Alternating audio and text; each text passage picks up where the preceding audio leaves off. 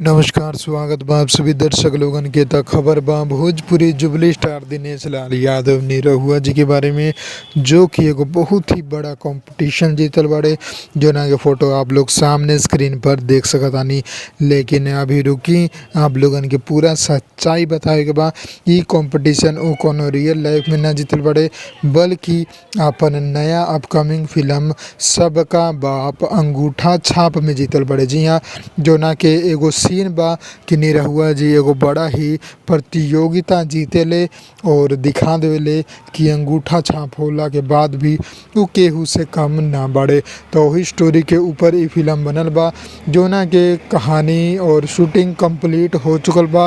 और अब ई जोन फिल्म बा उ पोस्ट प्रोडक्शन खातिर जा रहल बा, यानी एडिटिंग हुई, पोस्टर तैयार हुई और भी बहुत सारा काम हुई, डबिंग वगैरह। बाकी एकर जोन फोटो बा उ देख के समझ आ रहल बा कि काफ़ी विशाल सेट बना रहे और हो पर ई कंपटीशन के आयोजित कइल गए रहे सेट पर ही। जी हाँ, तो ई फिल्म के निर्माता प्रदीप कुमार शर्मा बड़े, फिल्म के डायरेक्टर पराग पाटिल जी बड़े, फिल्म में निरहुआ जी के साथ अक्षरा सिंह बड़ी। और बहुत ही शानदार ई फिल्म बा, जो कि बहुत ही जल्द आप लोगन के बीच में रिलीज़ हुई। अभी तक फिल्म के सिर्फ शूटिंग कंप्लीट भइल बा, अभी बहुत काम बाकी बा।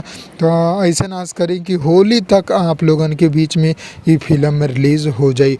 अगर खबर पसंद आयल बा तो लाइक करी, शेयर कर दी ज़्यादा से ज़्यादा, और चैनल के सब्सक्राइब करके बेल आइकन जरूर दबा दी। जय भोजपुरी, प्रणाम।